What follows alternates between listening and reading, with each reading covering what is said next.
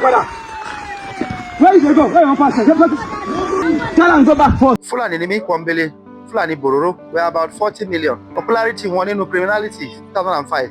Gbogbo ẹ̀ la mọ̀. Ojú kòkòrò ti ìgbàlódé òun ló kó bá ìran wa. Ó difficult kẹ́ gbọ́ pé wọ́n ní Fulani jí ọmọ gbé tàbí ó jí nǹkan. Àìnímọ̀, àìkàwé ló kó bá Fulani. Ilẹ̀ Hausa ni Fulani bá wá sí ilẹ̀ Yorùbá. Wọ́n ṣe ń kó màálù yẹn kiri. Wọ́n fi ṣe ń dá wàhálà lẹ̀. Àfẹ́yìn gbà ẹ̀mọ́, àfẹ́yìn gbà ẹ̀mọ́. Ọ̀gá ò máa wá lé ní tó bá dé ọba òtíwá ìlú olódò tí ènìyàn máa tó wọ́n ọ̀gá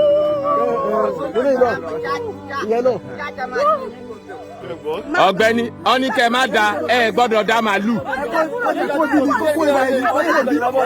mo ní pé bẹ́ẹ̀ ṣe ń bọ̀ bí láì níbọn lọ́wọ́ olórí burúkú làwọn pípù yìí. Ilẹ̀ Ìgbò ní Nàìjíríà làwọn kọ́ mọ̀ pé ọ̀rọ̀ ajínigbé kọ́kọ́ yọ. Ìgbàlódé ló dé tí nǹkan fi yí padà tó fi di pé ọ̀rọ̀ ajínigbé ọ̀rọ̀ wọn dáná that's highway robbery. Ẹ máa bá Fulani ńbẹ̀. Wọ́n bá ti jí wọn wọn lè gbé wọn lọ sígboro. Inú ìgbẹ́ náà ń gbé wọn lọ. So inú ìgbẹ́ tó ń dẹ̀ ń gbé wọn lọ yìí bẹ̀lẹ̀ àwọn Fulani ń gbé pẹ̀lú màálù wọn. Wọ́n lè ní kí àwọn tí wọ́n mọwọ́ tí wọ́n mẹsẹ̀ tí wọ́n mọ venture ọ̀rọ̀ ajínigbé dé yìí kọ́ máa bá wọn ṣọ́ ẹni yẹn títí gbà tó máa fi gbówó wá. Wọ́n lè ti gbówó wá yẹn iye tó bá jẹ́ wọ́n lè fún wọn níwọ̀nba wọ́n fi tọ́ òwò lẹ́nu. Àti bẹ̀ ni a gbọ́ pé lákọ̀ọ́kọ́ pé àwọn Fulani kópa nínú ọ̀rọ̀ ajínigbé. Àwọn èèyàn wa lọ easy láti get arrested because kò síbi tí wọ́n ṣe ipa ajínigbé yìí tí ẹni bá ẹ̀yà bí oríṣi méjì sí oríṣi mẹ́ta tó jẹ́ ìjẹ́ pé àwọn tí wọ́n bá kópa Fulani kan náà máa rí arrest because they are illiterate. Wọ́n lè lo fóònù wọn gan láti fi pè. Wọ́n bá ti jíyàn gbé wọ́n lè gba 1 million or above that. Nínú owó tó máa kó fáwọn tí wọ́n bá wọn ṣọ́ yẹn kò lè ju 50,000. Ẹlòmíì kan fún 30,000. So ẹni tó dẹ̀ ti wà lúgbẹ̀ẹ́ tó ti sáré kiri tí ò mọ bó ṣe máa rí 10,000 lásán tó rí 50,000 lẹ́ẹ̀kan ṣo. Nítorí wá common jù fáwọn èèyàn wa ni wípé ibi tó bá ti jí àwọn èèyàn ìgbé bó ṣe sọ́lẹ̀ kan environment ibi tó máa ń gbé wọn lọ ibi táwọn èèyàn wa pọ̀ sí ni ibi tó ti ń da màálù wọn. Ritualism àti yahoo ó popular ó pọ̀ ju criminality kidnapping lọ. Àwọn tó ń gé orí ọmọ tó ń jí ọmọ kókó tó ń lọ fi ṣe ọṣẹ tó ń fi ṣe gbá. Fulani mélòó lẹ máa rí nínú ritualism. Ọ̀rọ̀ banditry nǹkan burúkú ni. Kidnapping tó reign tẹ́tẹ̀lẹ̀ ó ti kúrò. Ọ̀rọ̀ banditry ló reign sí. Ọ̀rọ̀ banditry kẹ̀dẹ̀rẹ̀ ibẹ̀ ni rustling ti yọ. Kò sí ẹ̀yà kan tí ò kí ń partake nínú iṣẹ́ ajínigbé yìí. Àwọn Fulani wa tí wọ́n wà ní Kwara State kẹ́ ẹ lọ ṣèwádìí 70% wọn ti sá kúrò ní Kwara State. Ibo náà kó lọ, wọ́n ti kó lọ Ghana. Ìṣòro ààbò ó ń dojúkọ orílẹ̀-èdè yìí. Ìjínigbé lọ́tún, ìpani nípakúpa lósì. Ìbéèrè tá a máa wá ń bèèrè wa ni wípé ta ló wà nídìí ẹ̀ gan-an? Kí ló fà á tí a fi ń tọ́ka sí Fulani? Èyí ló máa jẹ́ kí n mú ìrìn àjò lọ sí ọ̀dọ̀ Sẹ́ríkì Fulani. Ẹ tẹ̀lé mi ká lọ. Ìrírí mi o, ọ̀rọ̀ ń bẹ nínú ìwé kọ́bọ̀. Orúkọ tèmi ni Alhaji Muhammad Kabir Labar tí mo jẹ́ Sẹ́ríkì Fulani ní ìlú Abẹ́òkúta tí mo tún jẹ́ chairman alága Miyetti Allah Cattle Breeders Association of Nigeria ní ilẹ̀ Yorùbá Káàárọ̀-o-jíire South West. Mo tún jẹ́ secretary Council of Fulani Chiefs in South West ní ilẹ̀ Yorùbá Káàárọ̀-o-jíire. Tí chairman wa sì jẹ́ Alhaji FA Bambado Abubakar Bambado tó wà lẹ́kọ̀ọ́ Sẹ́ríkì Fulani of Lagos State. Fulani ni mí láti ìlú Katsina ni bàbá mi ti wá sílẹ̀ yìí. Around 76 years ago wọ́n ti wà nílẹ̀ yìí. Bàbá wọn gan bí wọ́n ti wà ń bí àwọn náà ló kọ́kọ́ débi kan tó lọ mú wọn wá tó jẹ́ bàbá tèmi. So ebi náà bí àwa sí Abẹ́òkúta náà bí wá sí along Igbora Road ibi kan tó ń pè ní Olúbóyèdé village abúlé Nisa. Wọ́n bí mi ń bẹ̀ ní 1973. Gbogbo àwọn family wa àwọn ẹ̀gbọ́n wa àwọn kan wọ́n bí wọn ní Lẹ́kọ̀ọ́sí létí Ọ̀fadà ní ọ̀nà Owódé-Ẹ̀gbá láàrin kéré ṣé wọ́n sì kọ́ bá pẹ́?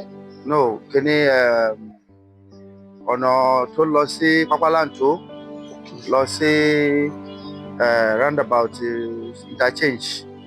So around that place náà bí àwọn ẹ̀gbọ́n wa kan kọ́ tí kí wọ́n tó wá bí àwa sí bíbáyìí. Àgbàdá rẹ̀ ti wà ń bí tá a wà náà àwọn tó kọ́kọ́ jẹ́ àwọn Fulani àkọ́kọ́ tí wọ́n wà ní ilẹ̀ Yorùbá Káàárọ̀-o-jíire ní ìlú yìí. Gbogbo ìgbà tá à ń sọ yìí tán fi bí àwa tán fi bí àwọn ẹ̀gbọ́n wa ọ̀rọ̀ ajínigbé ọ̀rọ̀ wọ́n dáná kò sí láwùjọ wa bá jẹ́ Fúlàní kì bá jẹ́ Yorùbá gbogbo orú nǹkan bẹ́ẹ̀ yẹn kì í ṣe nǹkan tá a jí bá tá a jí gbọ́ rárá rí tá a bá gbúrò olè a rí wípé bẹ́ẹ̀ àwọn tó ń fọ́ ilé tó ń wọnú ilé tó ń jí nǹkan kó ń gbà yẹn la máa ń sọ gbọ́jú tàbí later bí around 80s à ń gbọ́rọ̀ ajínigbé ọ̀rọ̀ pọ́mọpọ́mọ àwọn ritualists so ìgbà yẹn náà kẹ̀dẹ̀rẹ̀ ó difficult ẹ gbọ́ pé wọ́n ní Fúlàní jí ọmọ gbé tàbí ó jí nǹkan kan àyàfi recently tí àwọn nǹkan tí wọ́n bàjẹ́ tí nǹkan bàjẹ́ jù ntí ìbéèrè tẹ́ béèrè lọ́wọ́ mi lórí ọ̀rọ̀ nǹkan tó bó ṣe kọ orúkọ Fúlàní tó fi lágbo rẹpẹtẹ káàkiri àgbáyé káàkiri ilẹ̀ Áfíríkà tábà jínigbé lọ́rọ̀ kí ló kọ̀ràn Fúlàní bẹ́ẹ̀ lórí nǹkan tí àwa mọ̀ ní pé Fúlàní ẹ̀yà Fúlàní ẹ̀yà tó nítẹríba ẹ̀yà tó farabalẹ̀ tó mú ẹ tó ṣẹ̀sì dáadáa tó ní tìjú tí ẹ̀yà Fúlàní bá ṣe nǹkan tí ò dá nínú ẹ̀yà Fúlàní tó bá ṣe nǹkan tí ò dá láyé àti ọ̀run táwa mọ̀ ní pé nǹkan tìjú tó bá ti ṣe wọ́n máa kúrò láwùjọ yẹn wọ́n á lọ síbi tó jìnnà tíbi tí wọ́n ti mọ̀ wọ́n rí láti lọ máa gbé so Fúlàní kẹ̀dẹ̀rẹ̀ gbogbo alámọ̀ wípé nínú ìlú Áfíríkà population wa pọ̀ we are about 40 million tí ò bá jù bẹ́ẹ̀ lọ statistically kò dẹ̀ sí ìlú kan tẹ́ lọ ní Áfíríkà tó rí ẹ̀jẹ̀ máa débẹ̀ tẹ́ ní rí ẹ̀yà Fúlàní tí wọ́n ń ṣe àjíṣe wọn nípa ti business ti ẹran sísìn àti káràkátà ohun náà mọ̀ wọ́n sí ọ̀tọ̀ bí mo ṣe sọ lẹ́ẹ̀kan ìgbàlódé ló dé tí nǹkan fi yí padà tó fi di pé ọ̀rọ̀ ajínigbé ọ̀rọ̀ wọn dáná that's highway robbery ẹ máa bá Fúlàní bẹ́ẹ̀ àwọn Fúlàní wa tí wọ́n jí lọ sí ilẹ̀ Ìgbò tí wọ́n lọ gbé ọ̀hún ní ilé sọ time tí wọ́n ti wà ń bẹ̀ bọ̀ ló ti pẹ́ so ilẹ̀ Ìgbò ní Nàìjíríà la kọ́kọ́ mọ̀ pé ọ̀rọ̀ ajínigbé kọ́kọ́ yọ àwọn tí wọ́n ń jí àwọn òyìnbó tí wọ́n ń ṣe tí wọ́n wa epo ní ilẹ̀ wọn lọ́hùn so mo rò bí nǹkan tí a find out nípa wíwọlé kíkọ àbí kí Fúlàní kópa nínú ọ̀rọ̀ ajínigbé ni wípé àwọn tí wọ́n ń jí òyìnbó tó bá ti jí wọn wọn lè gbé wọn lọ sígboro inú ìgbẹ́ náà ń gbé wọn lọ so inú ìgbẹ́ tó ń dẹ̀ ń gbé wọn lọ yìí bẹ̀rẹ̀ àwọn Fúlàní ń gbé pẹ̀lú màálù wọn ẹ lè rí Fúlàní nínú ìgboro ìgbẹ́ ni Fúlàní ń gbé ọ̀pọ̀lọpọ̀ gbà so nínú àjọṣe yìí pẹ̀lú àwọn tí wọ́n jọ wà pẹ̀lú wọn tí wọ́n rí wọn bóyá kán jí òyìnbó yẹn gbé wọ́n lè ní kí àwọn tí wọ́n mọwọ́ tí wọ́n mẹsẹ̀ tí wọ́n mọ venture ọ̀rọ̀ ajínigbé dé yìí kán máa bá wọn ṣọ́ ẹni yẹn títí gbà tó máa fi gbówó wá wọ́n lè ti gbówó wá yẹn iye tó bá jẹ́ wọ́n lè fún wọn níwọ̀nba wọ́n fi tọ́ òwò lẹ́nu láì pé àtibẹ̀ ni a gbọ́ pé lákọ̀ọ́kọ́ pé àwọn Fúlàní kópa nínú ọ̀rọ̀ ajínigbé because ọ̀rọ̀ ajínigbé níbi tó ti ní origin dé láti Amẹ́ríkà kankan tá a ti mọ̀ àwọn nǹkan èlò tó ń lò tó fi ń ṣe irú iṣẹ́ yẹn kì í ṣe gadget kékeré kì í dẹ̀ ṣe fóònù tá à ń lò yìí tá a bá wo àwọn fíìmù American films tá à ń wò wọ́n ṣe ń ṣe fíìmù tẹ̀ wọ́n fi ń kọ́ àwọn èèyàn tẹ́ bá ti rí ẹ ti mọ̀ wípé ventures tó lágbára ni ventures tó dẹ̀ ní ọgbọ́n nínú láti fi ṣe ni wọ́n á lo bóyá àwọn gadget wọn wọ́n máa fi sọ̀rọ̀ tí wọ́n lè wà trackable so at the end of the day àwọn èèyàn wa tí wọ́n kó bá tí wọ́n kó wọn venture yẹn ẹ̀rí pé ọ̀pọ̀lọpọ̀ gbà tí àwọn ọlọ́pàá bá ti bọ́ọ̀sì tàbí àwọn agbófinró tó bá ti bọ́ọ̀sì out láti máa arrest àwọn èèyàn wa lọ easy láti get arrest because ipa tó kó láti fi dá sí wọn mọ̀ wọn ò ní knowledge ní ìmọ̀ lórí iṣẹ́ yẹn bàbá rẹ̀ ti ṣe lẹ́sìkẹsẹ̀ ọwọ́ ti máa tẹ̀ wọ́n so tọ́wọ́ bá rẹ̀ ti tẹ̀ wọ́n àwọn òkè sáré jẹ́wọ́ wípé àwọn báyìí ni wọ́n jọ ṣe iṣẹ́ yìí lọ́pọ̀lọpọ̀ gbà láìsí tilẹ̀ Ìgbò ni mò ń sọ so wẹ́rẹ́wẹ́rẹ́ iṣẹ́ tó jẹ́ pé ọ̀làjú ti dé bá oníkálukú wọ́n ti ń kópa nú ẹ̀. So àwọn tí kò síbi tí wọ́n ṣe ipa ajínigbé yìí tí ẹni bá ẹ̀yà bí oríṣi méjì sí oríṣi mẹ́ta tó jẹ́ ìjẹ́ pé àwọn tí wọ́n bá kópa Fúlàní kan náà máa rí arrest because they are illiterate in the sense that wọn ò ní mọ̀ nípa iṣẹ́ yẹn. wọ́n bá dẹ̀ ti ṣe wọ́n lè lo fóònù wọn gan láti fi pè. so ìwọ tó dẹ̀ mọ̀ pé o jíyàn gbé láìní ẹ ló fi kọ́ọ̀lù pé kán kóye kan bá wá ìbá tó bá dẹ̀ mọ̀ pé láì wọ́n máa track ẹ̀ wọ́n máa gẹ̀tẹ̀ ó nílò. so ìdí tí ó fi rampant nìyẹn. tó bá dẹ̀ ti àwọn nínú experience láti gbọ́ rí tó bá ti jíyàn gbé wọ́n lè gba 1 million or above that. ipa inú owó tó máa kó fáwọn tí wọ́n bá wọn ṣọ́ yẹn kò lè ju 50,000 ẹlòmíì kan fún 30,000. so ẹni tó dẹ̀ ti wà lùgbẹ́ tó ti sáré kiri tí ò mọ bó ṣe máa rí 110,000 lásán tó rí 50,000 lẹ́ẹ̀kan ṣo ẹ mọ̀. so gbogbo tẹ bá béèrè tẹ bá interview lọ́dọ̀ àwọn agbófinró wa sọ fún yín kò sí ẹ̀yà kan tí ò kí ń partake nínú iṣẹ́ ajínigbé yìí. nítorí wá common jù fáwọn èèyàn wa ni wípé ibi tó bá ti jí àwọn èèyàn ìgbé fún iṣẹ́ sọ́lẹ̀ kan environment ibi tó máa ń gbé wọn lọ ibi táwọn èèyàn wa pọ̀ sí ni ibi tó ti ń da màálù wọn ìka wọn ẹgbẹ́ ibẹ̀ náà lè máa gbé irú èèyàn bẹ́ẹ̀ lọ. ó ṣe ìyé wọn ni ó ṣe ìlàjú pé nǹkan tó ń ṣe kì í ṣe nǹkan tó dáa nǹkan tó tìyàn lójú ni kẹ́dẹ̀ mọ̀ lọ́pọ̀lọpọ̀ gbà táwọn agbófinró bá ti má àwọn jàǹdùkú wọ́n á pa àwọn akọ̀ròyìn ọ̀pọ̀lọpọ̀ àwọn tí wọ́n máa rí mú lọ́pọ̀lọpọ̀ pé àwọn tó mọ owó bóyá àwọn tí wọ́n mọ́wọ́ tí wọ́n mẹsẹ̀ wọ́n bá lè ti mú wọn níta máa gbọ́ ni wípé Fúlàní ni. origin of kidnapping kì í ṣe Nàìjíríà ló ti bẹ̀rẹ̀ àwọn òyìnbó náà gbé jáde kì í ṣe origin Fúlàní but àìnímọ̀ ẹ̀ báwo èèyàn wá ṣe gbà wọ́ àwọn tó jẹ́ jàǹdùkú wa tí wọ́n wọ̀ because kò sẹ́yà kan tí ò ní jàǹdùkú tiẹ̀ ló ti jẹ́ pé ó rampant gbogbo ìgbà tó bá ti ṣe wọ́n á rí wọn mú tó bá lè máa mú àwọn èèyàn náà máa mú bẹ̀. so nínú àjọṣe wa èmi gẹ́gẹ́ bí olórí à ń sensitize àwọn èèyàn wa nígbèríko kọ́ má partake nínú criminality because gbogbo ibi tí tẹ bá bá ẹ̀yà Fúlàní lọ́pọ̀ gbà ẹ bá wípé àlejò ni wọ́n níbẹ̀ tó bá dẹ̀ ti débẹ̀ kò sí nǹkan tí wọ́n wájú pé wọ́n kó màálù wọn lọ jẹ koríko tútù. ẹ bá dẹ̀ wò nínú agbègbè wa ní ìwọ̀ oòrùn àti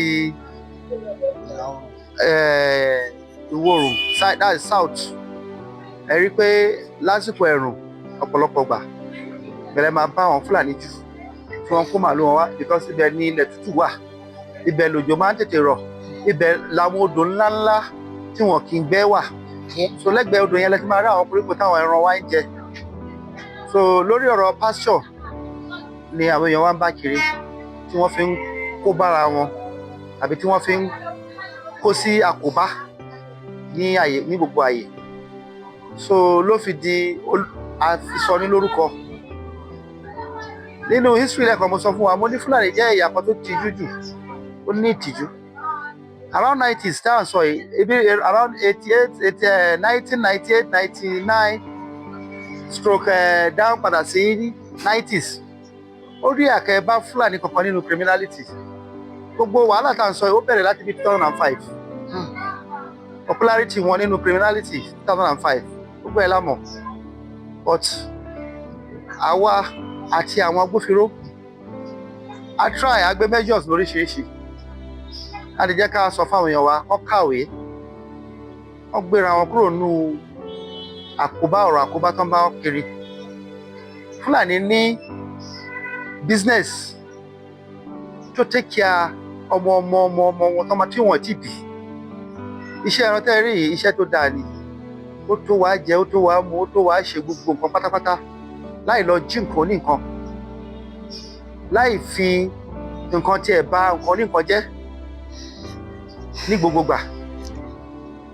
ìran wa wọn tó ṣì but ojú kòkòrò tá a mọ̀ sí ti ìgbàlódé òun ló kó bá ìran wa tó dẹ̀ kó bá ìran tó pọ̀ jù tó jẹ́ pé ọ̀rọ̀ mídíà wà nínú nǹkan tí wọn ò rí sọ sí tí wọn ò jẹ́ kó tọ́ ọ̀rọ̀ bẹ̀ yọ.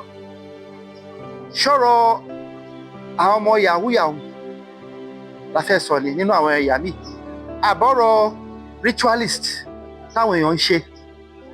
Ritualism àti yahoo yahoo ó popular ó pọ̀ ju criminality kidnapping lọ ní Nàìjíríà láwa yìí. Wọ́n ń gbúrò àwọn yẹn, wọ́n ń gbọ́ record criminality wọn, ó dẹ̀ ṣẹlẹ̀ ó dẹ̀ lọ.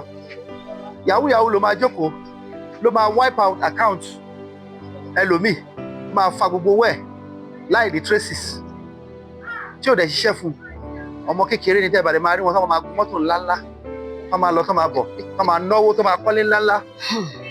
Fúlàní mélòó lẹ ká mọ́ inú venture yẹn ẹ lè rí. Ritualism kọ́ àwọn tó ń gé orí ọmọ tó ń jí ọmọ kókó tó ń lọ fi ṣe ọṣẹ tó ń fi ṣe gbá. Fúlàní mélòó lẹ máa rí nínú ritualism. So nítorí ẹ̀wọ̀n sọ fún yín pé àìnímọ̀ àìkàwé ló kó bá Fúlàní lọ́pọ̀ ọgbà nínú ọ̀rọ̀ jàǹdùkú kidnapping. So ó dẹ̀ ti ń dojú ẹ̀ lágbára Ọlọ́run lórí akitiyan tá à ń ṣe nípa ti ọ́fíìsì Miyetti Allah àti ọ́fíìsì Council of Fulani Chiefs in South West ní ilẹ̀ Yorùbá wa yìí káàárọ̀ jíire.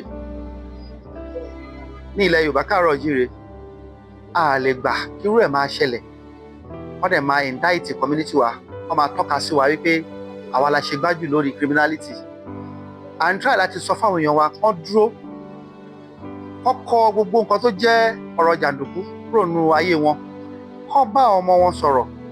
Àwọn ọmọ wọn lọ kàwé kọ̀ọ̀kan ọ̀kàwé, wọ́n níṣẹ́ tó máa ṣe, iṣẹ́ àjíbá wà lé, but kí wọ́n tún kọ́ bí ara sí láti máa kàwé, láti ní ẹ̀kọ́ ti ìgbàlódé, kán lè mọ̀ bó ṣe máa yẹra wọn kúrò nínú ìyà àti ìtọ́kasí tí wọ́n ń tọ́ka sí fún wọn.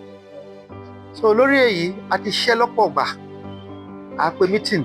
Kò sí state kan nílẹ̀ Yorùbá káàárọ̀ jíire tí a ò ní chairman tó ń ṣe àmójútó irú nǹkan báyìí, tó dẹ̀ ń ṣe àmójútó ìbásọ̀rọ̀ ní ti ìṣítí fún ìbáṣepọ̀ láàrin ẹ̀yà wa àti àwọn ọmọ ẹ̀yà wa tí wọ́n gbà wá lálejò níbi tá a wà lórí ìbágbépọ̀ àlàáfíà àti ìlọsíwájú ìlú wa Nàìjíríà lápapọ̀. Èmi tí mo bá yín sọ̀rọ̀ Fúlàní ni mí pọ́nbélé, Fúlàní bòróró, but Abẹ́òkúta náà bí mi sí. Ibí mo mọ̀, ibí mo dàgbà. Ẹ̀gbọ́n mi tó jẹ́ tó ti papòdà, ibí iná bí sí. Bàbá tí ó bí mi lọ́mọ, ibí ló papòdà sí. Ó lò tó 70 something years níbí. Àǹtí mi ṣì wà láyé ṣe 70 something years. Wọ́n wà l'Abẹ́òkúta yìí. Ṣé ni irú àwa ìmáma wa dì ká máa wá lọ jíyàn gbé? Kí la fẹ́ gẹ́ẹ̀nì nínú ẹ̀ pẹ̀lú nǹkan tá a ti gẹ́ẹ̀nì bọ̀ láti ilẹ̀? Àwọn ọ̀pọ̀lọpọ̀ àwọn àbúrò wa, àwọn ọmọ wa wọ́n ti kàwé, a kọ́lé síbí, a ṣe gbogbo ẹ̀. Achievements ibi tẹ́ wà yìí, káràlẹ̀ wà yìí, ibi tó ti ń ta màálù. A ti dá ibi ìbàyìí sílẹ̀ láti 1993. Rẹ́kọ̀dù wa ń bí kò sígbà kan tí ẹ débírí tí ẹ béèrè pé bóyá ẹnìkan wá rajà tàbí ẹnìkan kówó ẹ̀ wá bíbàyìí tí wọ́n gba ojú ẹ̀, tàbí tí business wa ṣe bákan sí ó lose owó ẹ̀. Ẹni bá kó ẹ̀ wá ṣe business bí ó máa ń jèrè ni. Ẹni bá fẹ́ ra màálù tó fẹ́ fi ṣòkú, tó fẹ́ fi ṣìṣílé, tó fẹ́ fi ṣe ceremony oríṣiríṣi, tó bá débí á rí màálù rà lọ́pọ̀ janturu, ó lè máa fi ṣe nǹkan tó yẹ kó fi ṣe. A ti wà bí tipẹ́tipẹ́ fún record purpose tí a ní issue pẹ̀lú anybody, either ọmọ kékeré, either àgbàlagbà, either obìnrin, either ọkùnrin, either baálẹ̀, either kábíyèsí tàbí councillor tàbí chairman local government, DPO or any other law enforcement agencies tí wọ́n ní record wa ní part rárá. Abẹ́òkúta ni wọ́n bí àwa sí, Abẹ́òkúta ládẹ̀. Mi ò mọ ìlú mi tó ń pè ní Katsina.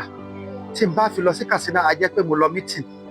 Tí n bá dẹ̀ máa lọ síbẹ̀ mi ní fẹ́ sùn bẹ̀ máa fẹ́ padà wá sí Abẹ́òkúta. Abẹ́òkúta ti mọ́ mi lára. Oúnjẹ wa ń bí oúnjẹ àmàlà àti ewédú, ilá àti gbẹ̀gìrì, iyán, fùfú.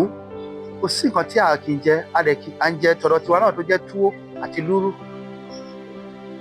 Ṣé gbogbo àǹfààní tá a rí lọ́nà méjì níta ẹ̀yà méjì tá à ń lò papọ̀ la fẹ́ sọ pé a ní àǹfààní láti ní àjọṣepọ̀ dáadáa ní àwùjọ wa?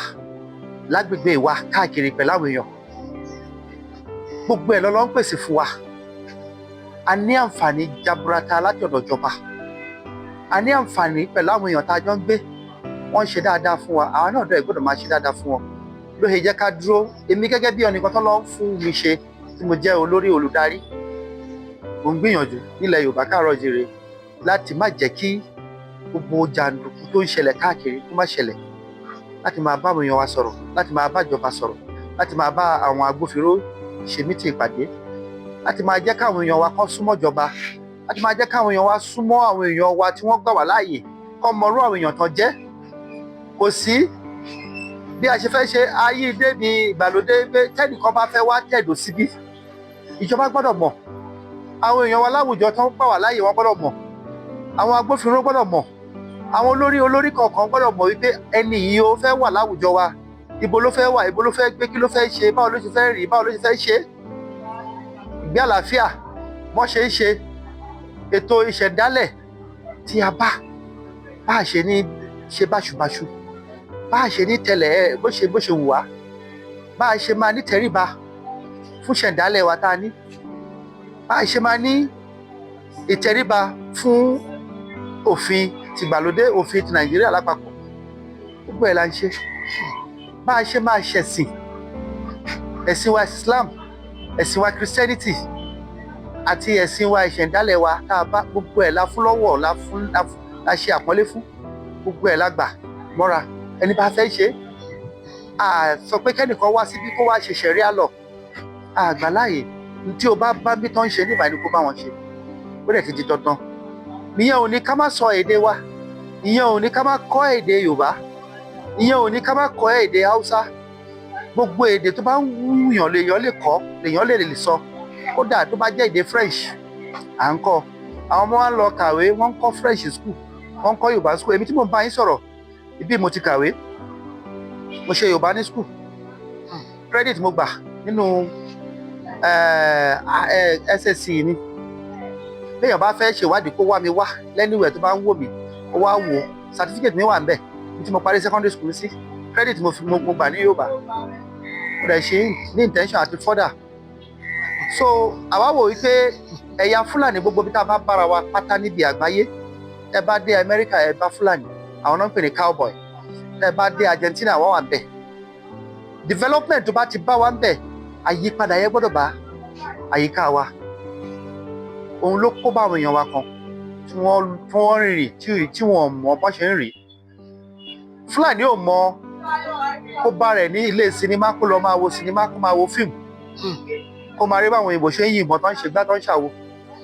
Fúlàní ò mọ bọ́n ṣe ń lọ sílé aṣẹ́wó tàbí ibi tó ti ń mu ọtí. Èèwọ̀ ni fún Fúlàní kó lọ jókòó nílé ọtí kó máa mọtí. Bọ̀tẹ́ bá wò ó ń sin inú gbogbo àwọn rúfin tó ń rú. Fúlàní ni number 1 nínú ká lọ jókòó nílé ọtí ká máa mutí. Nínú betting, gambling, èèwọ̀ ni fún Fúlàní. Tẹ́ bá débẹ̀ ẹ bá Fúlàní tó ń ṣe gambling. Even this yahoo tí wọ́n sọ, ọ̀pọ̀lọpọ̀ àwọn ọmọ wa tí wọ́n bí síbí báyìí wọ́n ti ń kọ́, wọ́n ti wà ń bẹ̀. Èèwọ̀ dẹ ní. Gbogbo ẹ̀ là ń pè wọ́n, à ń fi ẹ̀sìn ti gbàlódé, ẹ̀sìn ti Islam, ẹ̀sìn ti ìṣẹ̀dálẹ̀ àti àwọn Kristẹni àti ti àwọn bàbá wa. Gbogbo ẹ̀ la fi ń dẹ́rù bà wọ́n pé ẹ gbọ́dọ̀ ṣe èèwọ̀ ni, kì í ṣe nǹkan tó dáa. Ẹ má gbà láàyè, ẹ má jẹ́ haram ni, ẹ sá fún. Ẹ̀yà wa wà náà àwọn ẹ̀yà tó mú ẹ̀sìn Islam wọ Nàìjíríà. Islam kẹ̀dẹ̀rẹ̀ bó wà láwọn pé religion of peace ni. Islam ẹ̀sìn ti àlàáfíà ni, kì í ṣe ẹ̀sìn ti kárí èèyàn kan jẹ. Ẹ̀sìn tó kọ́ wa pọ̀, tó mú bẹ̀rù Ọlọ́run fún wa, tó jẹ́ ká mọ̀, tó jẹ́ kárí light, kí á mọ̀ wípé Ọlọ́run wà, Ọlọ́run ló dá gbogbo wa, ká níbẹ̀rù Ọlọ́run ọba. So à ń wò wípé nǹkan tó dáa ni, àwòkọ́ṣe tó dáa ni fún Fúlàní láti jẹ́ kí a jẹ́ inú ẹ̀yà kan tó pèsè nǹkan yẹn. Nínú àwọn ọ̀rọ̀ tẹ́ bá wa sọ, àwọn ọ̀pọ̀ jáláyé, àwọn ọ̀pọ̀ jáde nínú àwọn ọ̀rọ̀ tó jẹ́ kó tún máa ṣòro àwọn ìbéèrè. Aláníkàwò àwọn Fúlàní, a rí pé inú igbó ni wọ́n ti máa ń fi ẹran jẹun. wá ṣàkíyèsí pé ọ̀pọ̀lọpọ̀ àwọn àgbẹ̀ wa kò lọ sí oko bọ́bá ìpínlẹ̀ Yorùbá látara láti wọn lùkọ́ lọ́wọ́ àwọn Fúlàní. Ẹ̀yin gẹ́gẹ́ bí olórí, ìjọ ti ṣẹlẹ̀ ní àwọn àsìkò kọ̀ọ̀kan nígbà kan tó jẹ́ pé ẹ̀yà Yorùbá wá fi ẹjọ́ àwọn Fúlàní sùn tó bá wá fi ẹjọ́ wọn sùn àwọn ìgbésẹ̀ wọn. ẹ ṣe mo wà nínú committee tí government set peacekeeping committee l'Ogun State inaugurated by the state governor ní 2020. ọ̀rọ̀ nǹkan ọ̀sìn àti nǹkan ọ̀gbìn wàhálà tó wà láàrin wọn rúkèrúdò tó wà bẹ́ẹ̀ ó ti pẹ́ kì í dẹ̀ ṣe nílẹ̀ Yorùbá nìkan káàkiri gbogbo àgbáyé ni tàbí Áfíríkà. Ìgbàlódé la wà, population wa ti pọ̀ ní around 1978-79 population wa ò ju bí 60 million lọ. Ilẹ̀ pọ̀ lọ jaburata. Ìṣẹ̀dálẹ̀ Fúlàní ni wọ́n máa kó ẹran jẹ káàkiri, wọ́n kó lọ láti ìlú ìlọ sí ìlú mi, ibi tí mo sọ fún ilé ẹ̀kan, ibi tí nǹkan tó tutù bá wà ibẹ̀ ni àwọn ẹran fẹ́ wà láti máa jẹ. Tẹ́ bá dẹ̀ ṣàkíyèsí àwọn ẹran ìsìn wa náà ti lé ewúrẹ́ àtàgùtàn bó ṣe rí gangan nìyẹn. Ibi tí ò bá ti sí tútù tó jẹ́ gbígbẹ ni wọ́n lè dúró síbẹ̀. Ohun tó generate problem tá a wà nú ẹ̀ yìí, population náà ẹ wá wò wọ́n ti times 4, 250 million population là ń sọ. Size ilẹ̀ ta ní kò increase bó ṣe wà ní 1978 àti ní 1930 àti 18th century náà ló ṣì wà. Demarcation yẹn náà la ní. Population wọn dẹ̀ ń pọ̀ lójoojúmọ́. Ẹ̀yin náà dẹ̀ wá bí population ṣe ń pọ̀. Fúlàní ní àṣà 1978 tá à ń sọ yìí, ṣé population wa lé ó tó 50 million ni? Kò tó 10 million gan. À ń sọ̀rọ̀ 40 million. 40 million tá à ń sọ ní Áfíríkà yìí, about 25 million ní Nàìjíríà la wà. Ẹ̀yin wá wo population yẹn bó ṣe increase. Kò wá sí provision ti ìgbàlódé àti ẹ̀kọ́ bí wọ́n ṣe máa sin ẹran wọn ní ti ìgbàlódé báwọn ilẹ̀ òkèèrè ṣe ń ṣe bí Argentina àti Holland. Wọ́n ní population ẹran wọn ní Argentina ó pọ̀ ju population wa ní Nàìjíríà.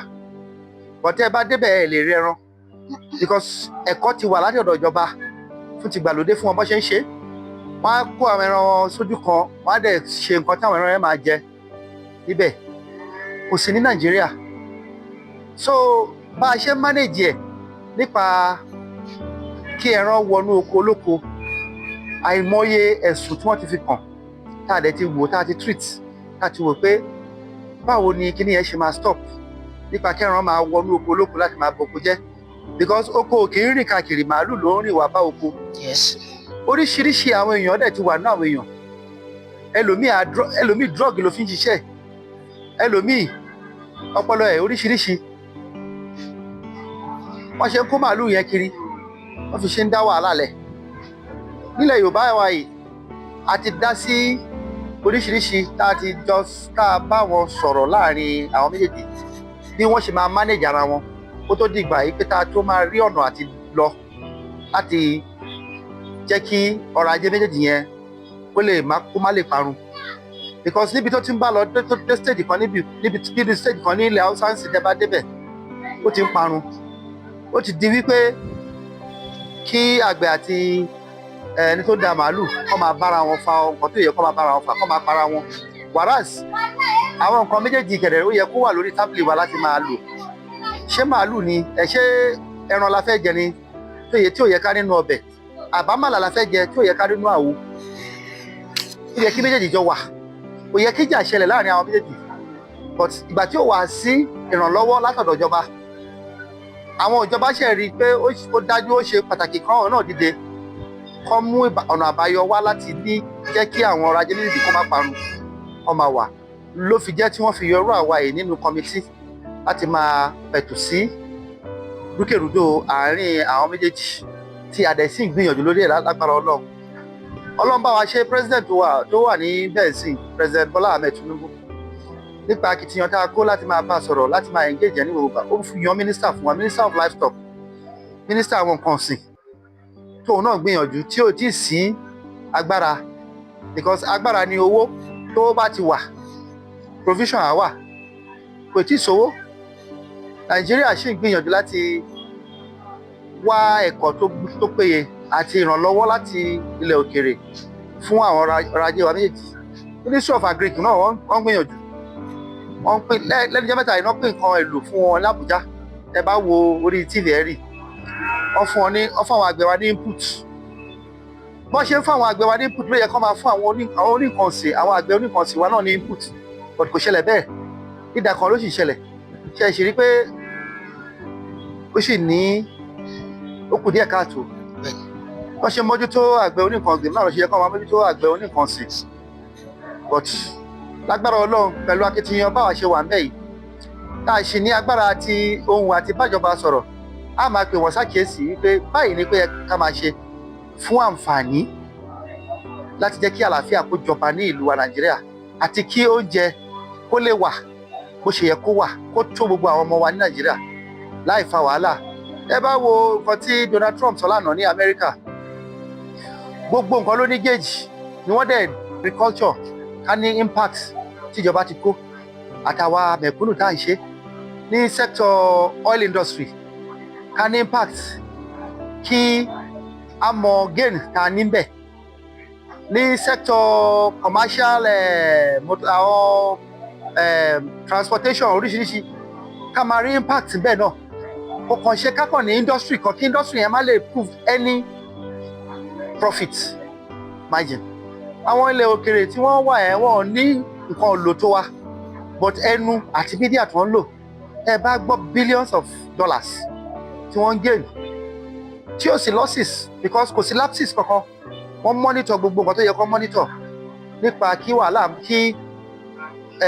àti nǹkan kó má ṣẹlẹ̀ sí ọrọ̀ ajé tí wọ́n kó sílẹ̀. Òun ló ń ṣe wá nígbà yìí náà àìkọbiara sí àìlè mójútó nǹkan wa ló jẹ́ kí nǹkan yẹn máa ṣiṣẹ́ wa kó dẹ̀ síbi tí a fẹ́ sá sí láti lè má lè mójútó nǹkan yìí àfi ká mójútó. Àwa náà la máa di ẹrù, àwa náà la máa gbé. A kàn ń ṣera wa ní tá à ń sá kúrò ní Nàìjíríà tá à ń lọ sílé òkèèrè. Tẹ́ ẹ bá lọ sí Amẹ́ríkà the best doctors níbẹ̀ ẹ bá pé àwọn ọmọ Nàìjíríà ni. Tẹ́ ẹ bá lọ Australia the same thing.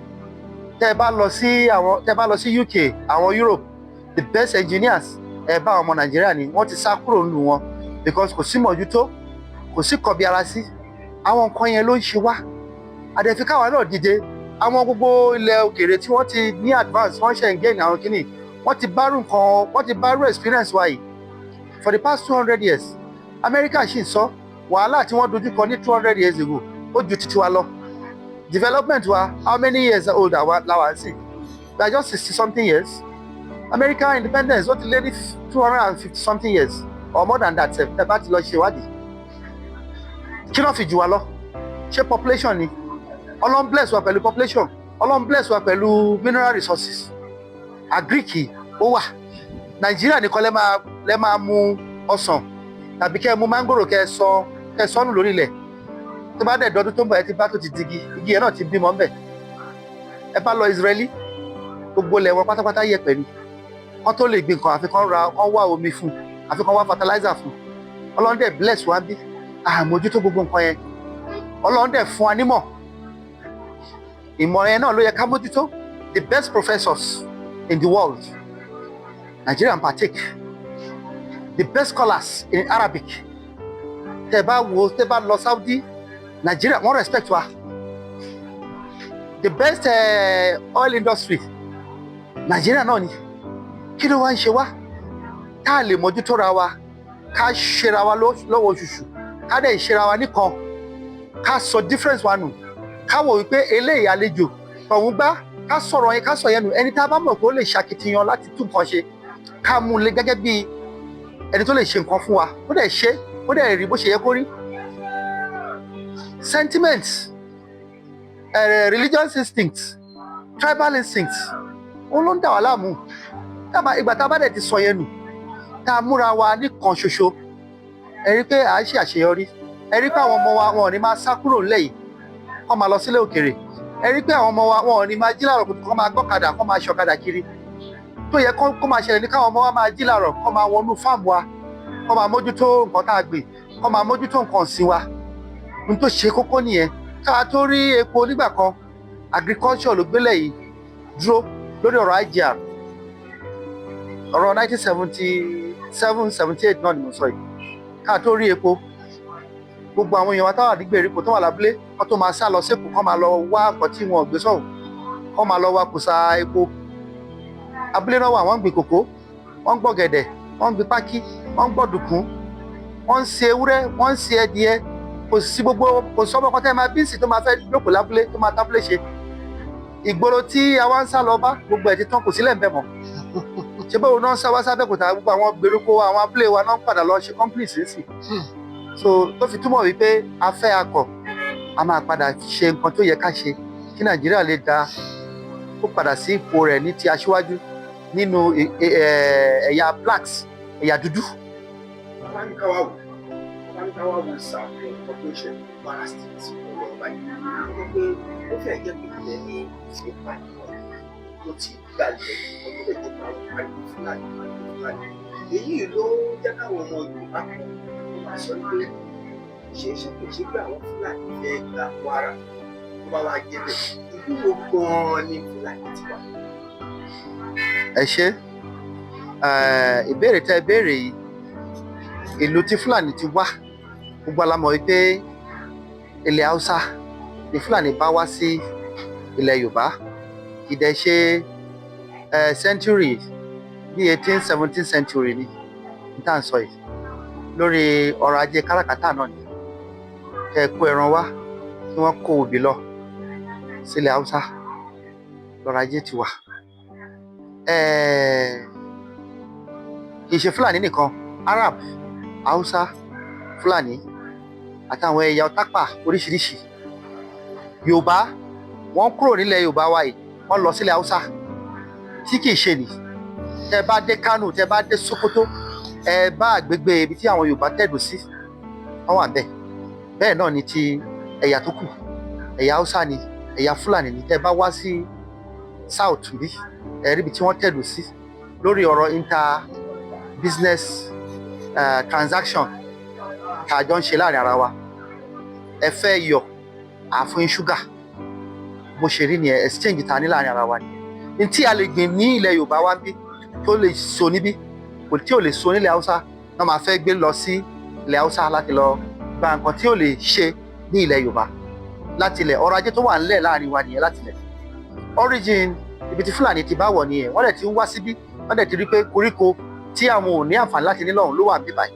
lọ́n ṣe jẹ́ kó máa kó àwọn ẹran wọn wá lọ́n ṣe jẹ́ kó bí irú àwa ìsíbí tá a ti jọmọ ibi báyìí bọ́ọ̀bà tiẹ̀ gbà wá láyè pé a jẹ́ ọmọ bí ibi náà bí wá sí ibi là dàgbà sí ibi là mumi sí ibi là pọ́n sí ibi là mọ gbogbo nǹkan. ọ̀rọ̀ Kwara tẹ́ ń sọ yìí ọ̀rọ̀ banditry tó ń ṣẹlẹ̀ káàkiri ilẹ̀ Nàìjíríà kì í ṣe Kwara nìkan ó wà Niger ó wà ní Kebbi ó wà ní Zamfara ó wà ní Katsina káàkiri ọ̀rọ̀ banditry nǹkan burúkú ni tó kópa nínú kó bá Fúlàní ní wàhálà kó bá àwọn ẹ̀yà tó bá wà bẹ́ẹ̀ ní wàhálà wọ́n á lọ sí àgbègbè àwọn bandit tí wọ́n ti recruit ara wọn tó ti rí pé venture bí a ṣe sọ̀rọ̀ kidnapping tó reign tẹ́tẹ̀lẹ̀ ó ti kúrò ọ̀rọ̀ banditry ló reign sí ọ̀rọ̀ banditry kẹ̀dẹ̀rẹ̀ ibẹ̀ ni rustling ti yọ rustling ni wọ́n lé màálù bí 20 bí 40 bí 50 bí 100 wọ́n lé lọ lẹ́ẹ̀kan ṣo kí wọ́n wọ àgbègbè kí wọ́n pa àwọn èèyàn tó wà níbẹ̀ kí wọ́n kó iyọ̀ ẹdìyẹ epo machine gbogbo nǹkan tó bá wá jẹ́ tó lè jẹ́ kí wọ́n lò tó já wúlò fún wọn wá jí gbogbo ẹ̀ wọ́n á pa àwọn èèyàn tó wà mẹ́wàá kó lọ olóńṣẹlẹ̀ ní Kwara State ẹrù ìjọba dẹ̀ ni kì í ṣe ẹrù community kì í ṣọ̀rọ̀ Fúlàní tẹ́ ẹ bá dé Zamfara lẹ́nìí níbi tó ti bẹ̀rẹ̀ ní Nàìjíríà lóòótọ́ bí mo ṣe sọ fún yín lẹ́ẹ̀kan gbogbo àgbègbè ibi tí kìíní ìṣẹ̀lẹ̀ ibi táwọn Fúlàní wá ń gbé ni ibi tí wọ́n ti sọ di ga wọn ibẹ̀ ni kìíní yìí máa ń kópa sí ṣé tó bá lé ẹran lọ ṣé wọ́n lè kó ẹran lọ sékòó sí ni tó bá máa kẹ́ran lọ sókòó ìgbọ́n náà máa kó lọ abatíọ̀ tó bá fẹ́ sìn kọ́ gbóló yẹ kó kó lọ ṣáàyè wà bí tó máa sin ẹran lẹ́kọ̀ọ́ kò sáàyè inú igbó ni Kwara State ó ní igbó tó tóbi ó ní kí wọ́n ti pè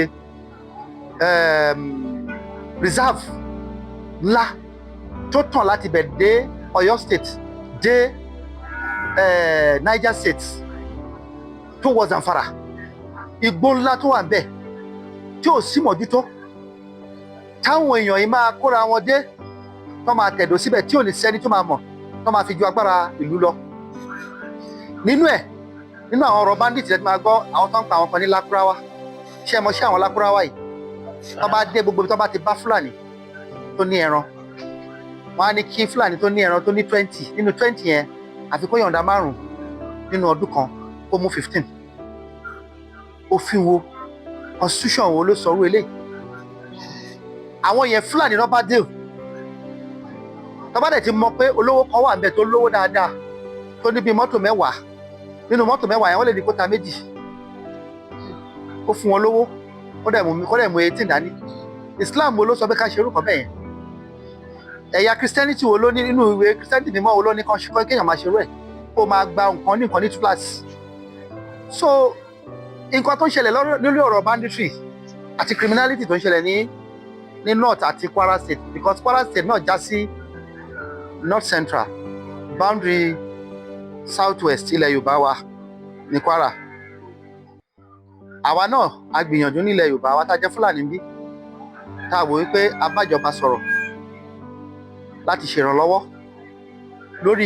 lórí ìgbésẹ̀ kọ́lọ́ má jẹ́ kí ọ̀rọ̀ banditry ti Kwara State kó kọjá ibi tó wà yẹn kó dé ilẹ̀ Yorùbá, kò dẹ̀ ní débìbà lágbára Ọlọ́run. Àwọn Fúlàní wa tí wọ́n wà ní Kwara State kẹ́ ẹ lọ ṣèwádìí 70% wọn ti sá kúrò ní Kwara State, ibo náà kó lọ, wọ́n ti kó lọ Ghana, because tó bá kó wá sí bíbá àkì ń gbà wọ́n láàyè, à ń bẹ̀rù wípé wọ́n máa lọ jẹ́ bóyá nú àwọn bandits yẹn náà dira wọn kọ́ wá gbé bíbá àkì ń gbà wọ́n láàyè. Wọ́n kọjá lọ sí Ghana, àwọn míì kọjá lọ sí Benin Republic, àwọn míì kọjá lọ sí Togo.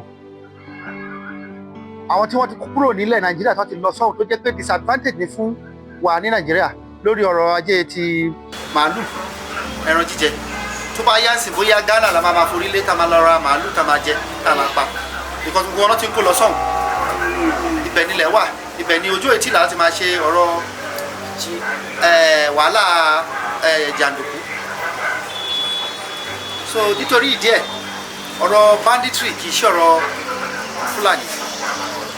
Bí mo sọ fún yín, tẹ́ bá wò dáadáa critically ẹ rí pé ìjó indict Fúlàní ní environment ibi tí wọ́n ti ń ṣe. So mi lè sọ fún yín pé kò sẹ́yà Fúlàní nínú wọn, kò sẹ́yà tí ò sí bẹ́ẹ̀.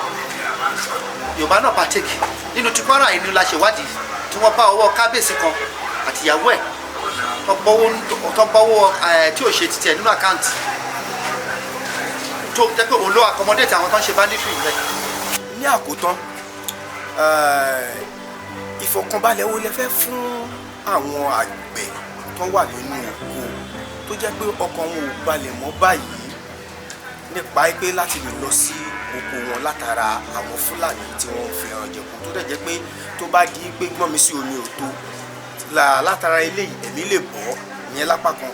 Ẹlẹ́ẹ̀kejì, kí ni àmọ̀ràn yín fún àwọn ọ̀dọ́ tó jẹ́ pé wọ́n wà nínú Fúlàní tó jẹ́ pé àwọn náà wá ń gbèrò láti bẹ̀rẹ̀ sí jọyìn àwọn tó ń ṣiṣẹ́ ibi, gẹ́gẹ́ bẹ́ẹ̀ sọ pé látara pé owó tó ń rí ń bẹ̀ àti àìkàwé or àìlóye tó lọ́ fi ń ṣerú nǹkan báyìí, àmọ̀ràn olè lè fúnra àwọn ọ̀dọ́ bẹ́ẹ̀.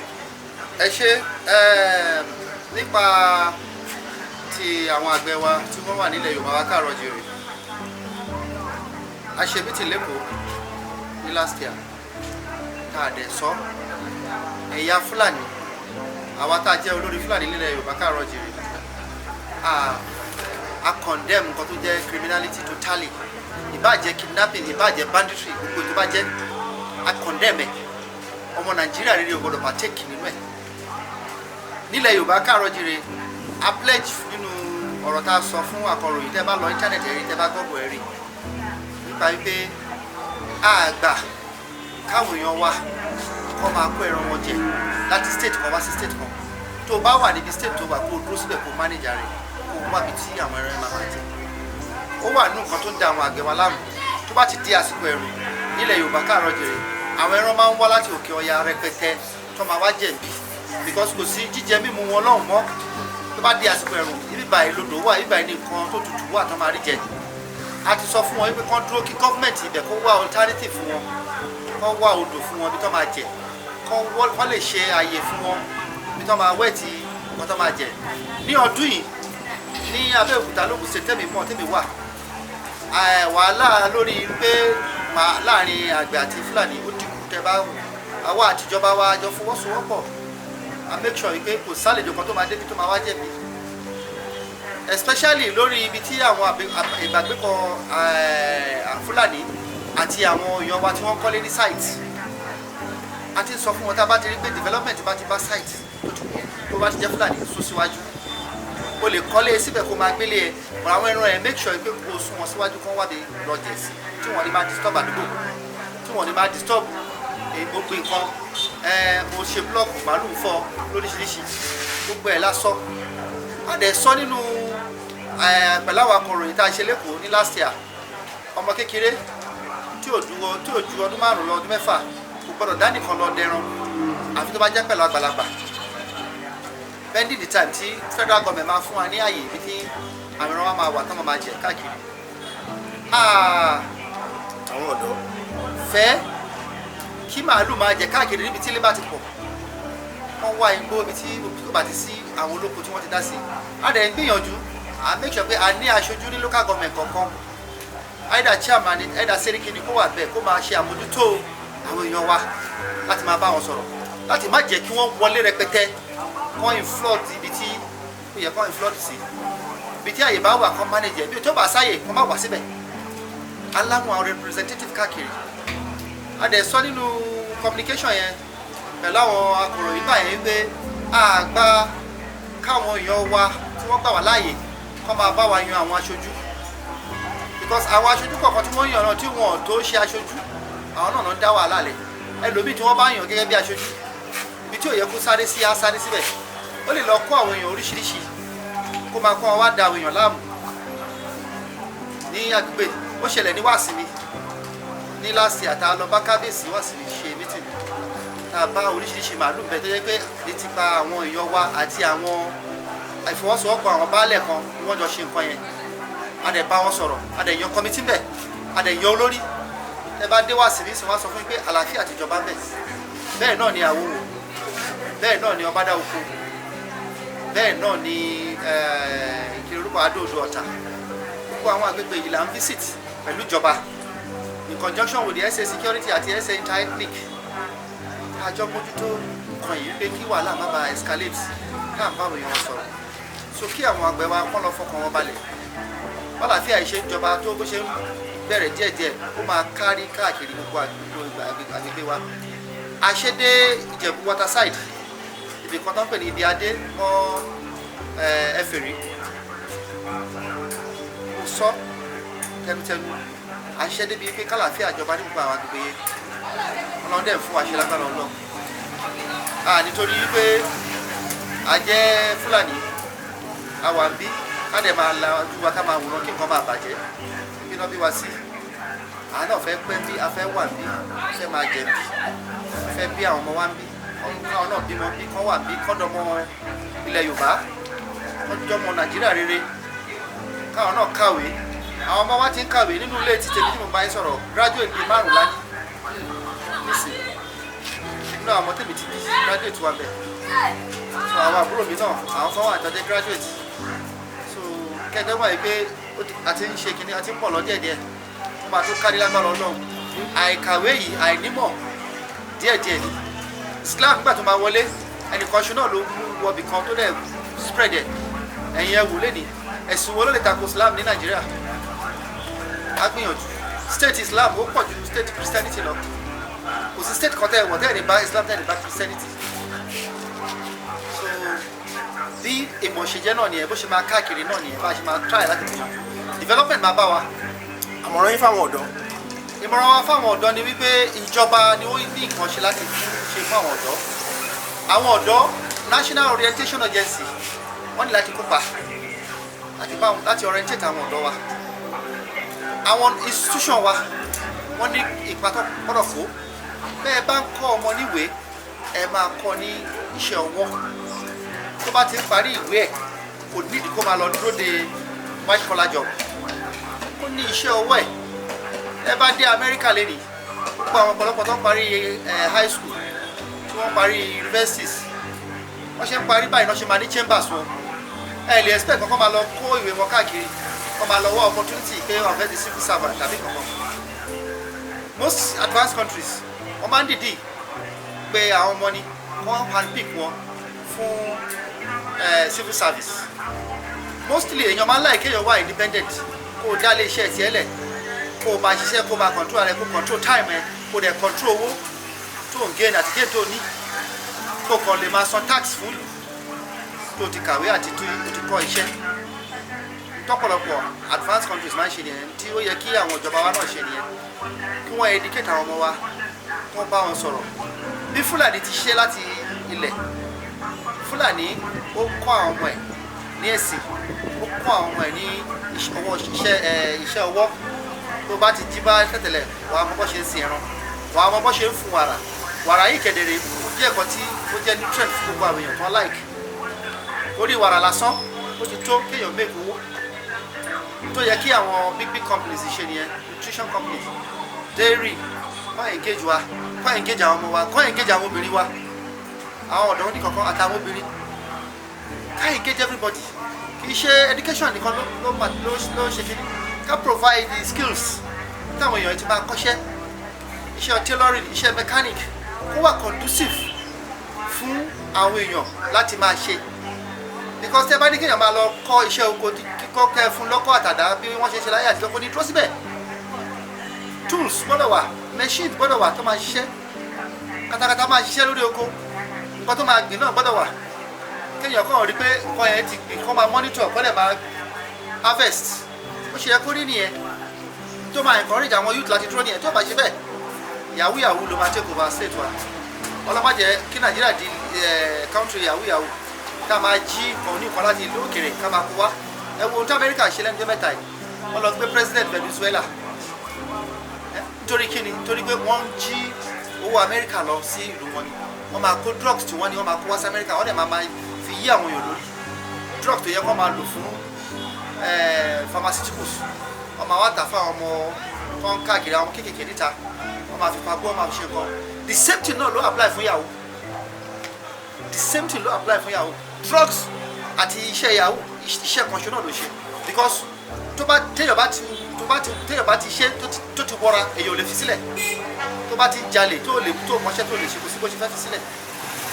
so national orientation agency ó yẹ kó ń ṣe bẹ́ẹ̀ kó máa educate àwọn èèyàn kó tó ń ṣe yẹn kì í ṣe kan tó dáa Christian religious leaders káwọn náà máa sọ ní àwùjọ ẹ yé jalè ẹ yé jí nǹkan ní nǹkan ẹ dúró lórí tó jẹ́ nǹkan tí tó yẹ kó máa sọ fún àwọn ọ̀dọ́ wa nìyẹn tó yẹ káwọn ọ̀dọ́ wa máa kọ́ nìyẹn àìkọ́bi ara sí ẹ̀sìn àìkọ́bi ara sí kí ìjọba ṣe iṣẹ́ títí ẹ bó ṣe yẹ kó ṣe òun ló gbé wa sípò tá a wà yìí tí yahoo bá ṣe yahoo tí ó bá ti ró òun ló máa lọ jí ọmọ ọlọ́mọ tó máa lọ pa tó máa fi ṣe ritualist ṣe criminality ò ti dé tabari kan ìkọtẹ́lì agbára Ọlọ́run Nàìjíríà àti ṣe bó ṣe wù. ó kí bàbá wa ṣe kí tí wọ́n ti ń sọ̀rọ̀ látàwọn pé ẹ̀kú làkàyè panu làkàyè mo dẹ̀ kí ẹ̀yin èèyàn wa tí ẹ wà lé tí ẹ farabalẹ̀ tí àjọ bẹ̀rẹ̀ tí ẹ lè rí tí ìpàdé tí bàbá ti yàn nínú ẹ̀fọ́ wáyé pé àjọṣepọ̀ tó wà láàrin àwa àti Fúlàní kì í ṣe kékeré ọmọ ìyá kan náà ni wá kí á nífẹ̀ẹ́ ara wa gẹ́gẹ́ bí wọ́n ṣe sọ pé ààyè táwọn bá wọn nílùú Abẹ́òkúta ní kára tó wà ní Randa 1993 ni àwọn ti débi kí n bọ̀sà mo dẹ̀ rí wípé ìfẹ́ tó wà láàrin èèyàn àti àwọn Yorùbá tó wà nínú kì í ṣe kékeré alágbára ọ̀nà ìfẹ́ náà kò ní dùn àwọn máa tẹ̀síwájú ẹ̀yin lọ wá nílé bí ó ṣe ń lọ ní ẹ̀ṣẹ̀ gbọ́ yẹn gbogbo àwa tí a ní àjọṣepọ̀ láàrin àwọn Fúlàní tàbí àgbẹ̀ tàbí àwọn ẹ̀jẹ̀ ká ṣe dédé fún wa nítorí pé ọmọ ìyá kan náà ẹ ṣe ó ti gbà kan. ìrírí mi o ọ̀rọ̀ ń bẹ nínú ìwé kábọ̀ ó ń tẹ́ mọ́ lẹ́mọ́ ó ń tẹ́ ò mọ́ ẹ ò mọ̀ rárá ọ̀rọ̀ ń bẹ nínú.